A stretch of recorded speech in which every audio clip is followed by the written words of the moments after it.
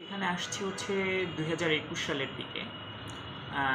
এখানে ভর্তি হয়েছি। ভর্তি হওয়ার পর মেইন বিল্ডিংয়ে মানে হচ্ছে থাকছি আর কি। এখন মেইন বিল্ডিংয়ের হচ্ছে 4 তলা যেটা, ওইটা হচ্ছে উপরের ছাদগুলো হচ্ছে খসে খসে পড়তেছে আর কি।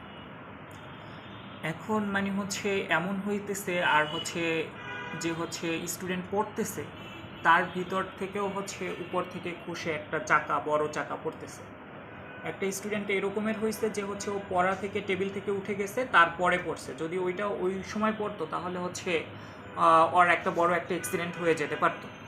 এখন এখানে আসছে পড়াশোনার জন্য, যদি এই রকমের একটা অ্যাক্সিডেন্ট, অনাকাঙ্ক্ষিত একটা অ্যাক্সিডেন্ট হয়, তাহলে এর দায়িত্ব কি মানে হচ্ছে একটা পরিবারের উপরে যে বোঝা হবে, সাথে সাথে এখন দেশের যে সেবা করবে, যদি সেই রোগী হয়ে যায় তাহলে কেমন হবে।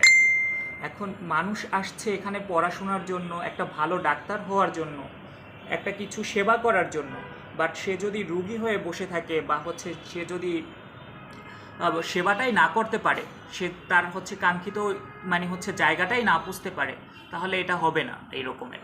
আর হচ্ছে এখানে আমাদের মেডিকেলটা ঢাকা মেডিকেল কলেজ, যেটা হচ্ছে বাংলাদেশের ভিতরে শ্রেষ্ঠ মেডিকেল কলেজ।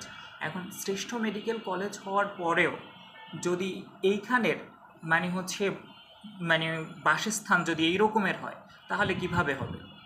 মানে একটা স্টুডেন্টের পড়াশোনার জন্য একটা পরিবেশ দরকার, বা মানে হচ্ছে একটা সাপোর্ট দরকার, কিন্তু এইখানে হচ্ছে পরিবেশটা তো নাই, সুতরাং আরও আছে লাইফ রিস্কিয়ার। এখন মানে হচ্ছে যথাযথ সম্ভব যদি দ্রুততার সাথে যদি এটার কোনো পদক্ষেপ না নেওয়া হয়, ততক্ষণ পর্যন্ত আমরা ডিসিশন নিছি যে ক্লাস করব না।